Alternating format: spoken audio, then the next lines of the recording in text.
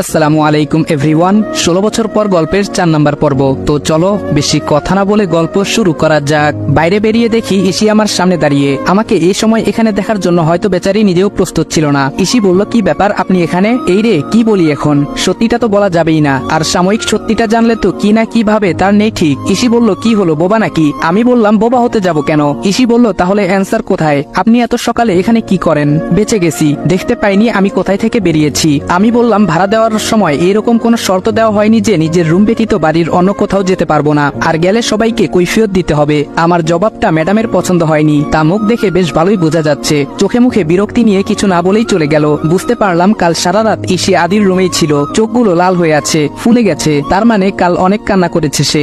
রাতের কাজটা এখন করতে হবে ভেবে নিজের রুমের দিকে পা বাড়াই। আমি বললাম, হ্যালো রাতুল। রাতুল বলল, জি স্যার। আমি বললাম, শুনো, আমি একজনের নাম আর ঠিকানা তোমাকে মেল করেছি, দেখো, তার পুরো ডিটেলস আমার চাই, আর তা যত তাড়াতাড়ি সম্ভব। রাতুল বলল, ওকে স্যার, বলেই ফোন রেখে ফ্রেশ হতে চলে যাই। অফিসের জন্য বেরিয়ে যাওয়ার পথে মা পেছন থেকে আমাকে ডাক দেয়। তাকিয়ে দেখি সবাই এখানে আছে। মা বলল, তুমি অফিস যাচ্ছ?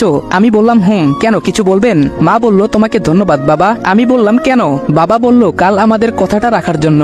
আমি বললাম, ও আচ্ছা, ঠিক আছে, মানুষ হিসেবে এটা আমার এক প্রকার দায়িত্ব বলেই মনে করি। পেছন থেকে ভাবি বললেন, তা ভাই, আমাদের সাথে ব্রেকফাস্টটা করে যাও, ক্ষতি কি তাতে? ভাইয়া বলল, হ্যাঁ, তা তো ঠিকই বলেছে, তুমি আমাদের বাসায় থাকো আর রোজে দেখি তুমি বাইরে রেস্টুরেন্টে খাবার খাও, এর থেকে বরং আমাদের সাথে খেলে কি এমন হয়? বাহ, বাড়ির সবার পরিবর্তন দেখে আমি রীতিমতো অবাকের সর্বসীমা অতিক্রম করে চলছি। আমি বললাম, না, কোনো সমস্যা নেই। মা বলল, তাহলে বাবা খাবারটা খেয়ে নাও। আমি বললাম, পরের বার থেকে খাবো, আজ আমার অফিসে লেট হয়ে যাচ্ছে, আসি, বলেই বেরিয়ে যাব।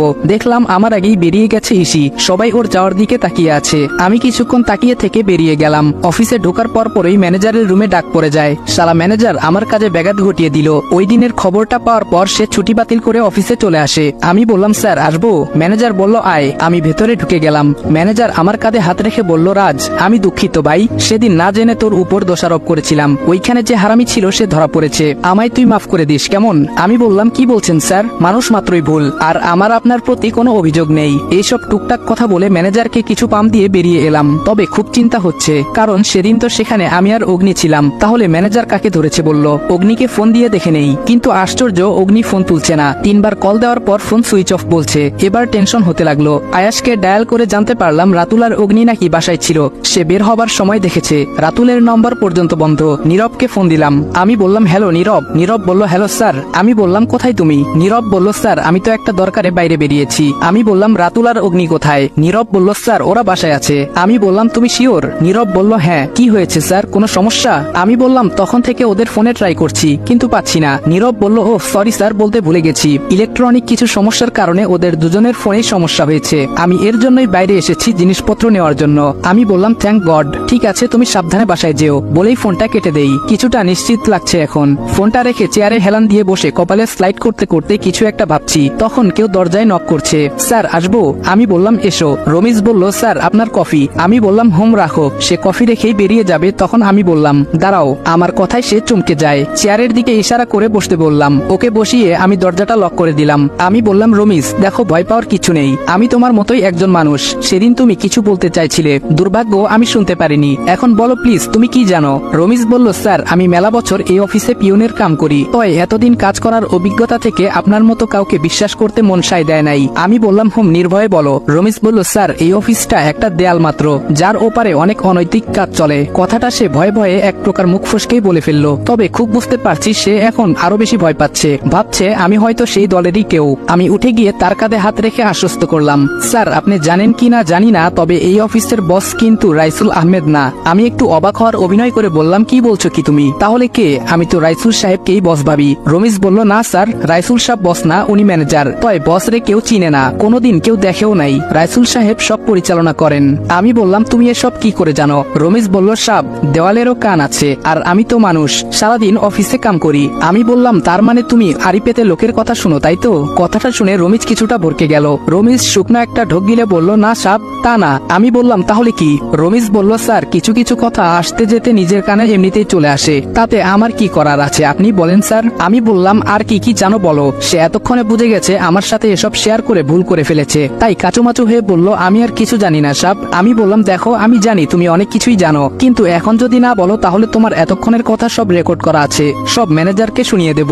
রমিজ বলল, স্যার বিশ্বাস করেন আমারে, আমি কিচ্ছু জানি না, পেটের দায়ে কাজ করি। আমি বললাম বুঝছি, তুমি আর কিছু বলবে না, যাও, যা বলার আমি ম্যানেজারকেই বলবো। রমিজ বলল আপনার পায়ে পড়ি সাহেব, আল্লাহর দোহাই লাগে কিছু কোয়েন না, সাপ তাহলে আমারে জানে মাইরা দিব, বাঁচান আমারে সাহেব। আমি বললাম ওঠো। আমি রমিজকে ওঠানোর সাথে সাথেই কেউ দরজায় নক করলো। মেজাজটা ঠিক 440 ভোল্ট হয়ে গেল। কোন শালার? আরে আপনি আসুন আসুন। ইসি বলল বিরক্ত হচ্ছেন মনে হয়। আমি বললাম কেন? ইসি বলল না, দেখে মনে হলো। আমি বললাম সব সময় নিজের ভাবনাটাকে ঠিক ভাবাটাও কিন্তু ভুল মিস। ইসি বলল ইশিতা জামান। আমি বললাম ও আচ্ছা, নাইস নেম। ইসি বলল আপনার সাথে গল্প করতে আসিনি। আমি বললাম আমি কখন বলেছি এটা? ইসি বলল ফাইলগুলো নিন। আমি বললাম এইগুলো কি আমার কাছে জমা দেওয়ার জিনিস? ইসি বলল সেটা আমি কখন বললাম? আমি বললাম দেখো ইসি, দেখুন মিস ইশিতা, আপনি কিন্তু রীতিমতো তর্ক করছেন। ইসি বলল আই এম সরি স্যার। আমি বললাম ইটস ওকে। ইসি বলল ফাইলগুলো আপনার ছিল, পরশু ভুলে আমার ফাইলের সাথে চলে যায়, তাই আমি কমপ্লিট করে রেখে দেই, কিন্তু এখন দেখছি উপকারের বিপরীত শাস্তি। কথাটা আসলেই অনেকটা সত্যি। আমি বললাম oh I am sorry and thank you so much. ইসি বলল ইটস ওকে অ্যান্ড ওয়েলকাম বলে সে বেরিয়ে যায়। আমিও টেবিলের ফাইল দুটো রেখে মুচকি হাসি দিয়ে চেয়ারে বসে পড়ি। আমার বোঝার বাকি নেই মিস ইশিতা জামান, আপনি কেন আগ বাড়িয়ে কারোর সাহায্য করতে এসেছেন? তবে তোর ধারণা ভুল ইসি, তুই হয়তো ভাবছিস আমিও এসব 2 নাম্বার কাজের সাথে জড়িত। খুব তাড়াতাড়ি তোকে সত্যিটা জানাবো আমি। বলেই একটা দীর্ঘশ্বাস ফেলে ফাইলগুলো চেক করে রেখে দেই। অমনি আমার ফোনটা বেজে ওঠে। ফোনটা রিসিভ করে বললাম হ্যালো। অপর সাইড থেকে আয়াস বলল হ্যালো স্যার, কেমন আছেন? আমি বললাম ভালো, তুমি? আয়াস বলল জি ভালো। আমি বললাম খবর কি বলো? আয়াস বলল খবর তো তেমন কিছু নেই স্যার, শহরের সব বড় বড় বিজনেসম্যান আর পলিটিশিয়ানদের খোঁজ নিয়ে দেখেছি, এর মধ্যে কাউকেই ধোয়া তুলসী পাতা পাইনি স্যার, তবে আরসি এর কোনো হদিশ মেলেনি। আমি বললাম হাল ছেড়ো না, খোঁজ চালাও, কেউ না কেউ তো হবেই এদের মধ্যে। আয়াস বলল ওকে স্যার। আমি বললাম নিজের খেয়াল রেখো আর মন দিয়ে কাজ করো, অল দ্য বেস্ট। বলেই ফোনটা রেখে নিজেও কম্পিউটার অন করে কাজে লেগে পড়ি। আজ রাতে একবার সেই স্কুল ঘর এরিয়াতে যেতে হবে। আমি অগ্নিকে ফোন করলাম। অগ্নি ফোনটা রিসিভ করতে বললাম হ্যালো অগ্নি। অগ্নি বলল জি স্যার, কেমন আছেন? আমি বললাম ভালো, তুমি ঠিক আছো? তোমার ফোনের কি হয়েছিল? অগ্নি বলল জি স্যার, আমি ঠিক আছি, ফোনটায় একটু সমস্যা হয়ে গেছিল স্যার। আমি বললাম এক মুহূর্তের জন্য কতটা ঘাবড়ে গিয়েছিলাম ভাবতে পারবে না। যাই হোক, যা বলছিলাম শুনো। অগ্নি বলল okay sir, don't worry, I will ready for any time. আমি বললাম good and best of luck. অগ্নি বেচারাকে টিমের পক্ষ থেকে একটা ক্রেডিট দেওয়া উচিত। আমার কথায় রিস্কি কাজেও দ্বিধাবোধ করে না এক মুহূর্তের জন্য। অগ্নির সাথে কথা শেষ করে দ্রুত অফিসের কাজগুলো শেষ করে নিলাম। রাতের জন্য প্রস্তুতি নিতে হবে। বেরিয়ে যাব ঠিক তখন ম্যানেজারের সামনে পড়লাম। ম্যানেজার বলল কোথায় যাচ্ছিস রাজ? বড় ভাই বলায় শালা মাথায় চড়ে বসেছে দেখছি। আমি বললাম আসলে স্যার আমার কাজ কমপ্লিট করে ফেলেছি, মাথাটা তখন থেকে ঝিমঝিম করছে, তাই আপনার রুমে যাচ্ছিলাম এটা বলতে যে আজ বাড়ি চলে যাই। ম্যানেজার বলল ও আচ্ছা ঠিক আছে, যা রেস্ট নে, আজ তোর ছুটি। আমি বললাম ধন্যবাদ স্যার, অসংখ্য ধন্যবাদ বলেই চলে এলাম। ম্যানেজার নিজেও সামনের দিকে হাঁটা ধরলো আর আমি পেছনে ফিরে কিছুক্ষণ ওর যাওয়ার দিকে তাকিয়ে একটা ডেবিল হাসি দিলাম। বেচারা বুঝতে পারছে না কার উপর এত ভরসা করছে। বাসায় পৌঁছে নিত্য প্রয়োজনীয় কাজগুলো সেরে নিলাম, সাথে রাতের কাজের জন্য কিছু প্রস্তুতি। ওদের 4 জনকে জানিয়ে দিলাম সবকিছু, তবে আমার সাথে যাবে শুধু অগ্নি। দেখতে দেখতে সন্ধ্যা হয়ে গেল। আমার কেন যেন মনে হয় আমার উপর কেউ নজর রাখে, তবে সেটা ইসি ছাড়া আর কেউ না। যত যাই হোক, সে তো একজন প্রশাসনের লোক আর উচ্চপদস্থ অবস্থাতেই আছে, তার পক্ষে আমার মতো একজন মানুষকে সন্দেহ করাটাই স্বাভাবিক। তবে জানে মান তোমার আদিও কিন্তু কম যায় না। যাই হোক, ওকে নিয়ে পরে ভাববো, এখন নিজের কাজে মন দেই। এখন রাত 12টা বাজার কিছু সময় বাকি। ফোন দিলাম অগ্নিকে। আমি বললাম হ্যালো অগ্নি। অগ্নি বলল হ্যালো স্যার। আমি বললাম আর ইউ রেডি? অগ্নি বলল yes sir, I am ready. আমি বললাম ওকে, তাহলে তুমি বের হও, আমি আসছি। ফোনটা কেটে আমিও বেরিয়ে পড়ি। সময় মতো পৌঁছাতে হবে। 12টা বেজে 16 মিনিটে আমি পুরো প্রস্তুতি নিয়ে গন্তব্যে পৌঁছে যাই। গিয়ে দেখি অগ্নি আমার জন্য দাঁড়িয়ে আছে। আমি বললাম কখন এলে? অগ্নি বলল এই তো এক্ষুনি। আমি বললাম লেটস গো বলেই দুজনে নিজেদের বাইকগুলো নিরাপদে রেখে সামনের দিকে পা বাড়ালাম। অতি সাবধানে দেওয়াল টপকে ভেতরে পৌঁছে গেছি। আমার পেছনেই অগ্নিও নেমে পড়ে। আমি বললাম অগ্নি আর ইউ ওকে? অগ্নি বলল আই এম ফাইন স্যার। আমি বললাম ওকে। দুজনে চুপি চুপি পা ফেলে ভেতরে ঢুকে গেলাম এবং দুটো ক্যামেরা জায়গা মতো সেট করে দিয়েছি। কিন্তু দুর্ভাগ্য, আমাদের তৃতীয় ক্যামেরাটি নিয়ে এগিয়ে যাওয়ার আগেই আমাদের উপর কেউ আক্রমণ করে দেয়। ঘটনা এতটাই তড়িৎ গতিতে ঘটে আমরা কিছু টের পাইনি, তবে নিজেদের সামলে নিয়ে লুকিয়ে পড়তে সামর্থ্য হই। তবে প্রতিপক্ষ নাছরবান্দা, তারা শুট করতেই থাকে। হামাগুড়ি দিয়ে আমার শেষ রক্ষা হলেও রক্ষা হয় না অগ্নির।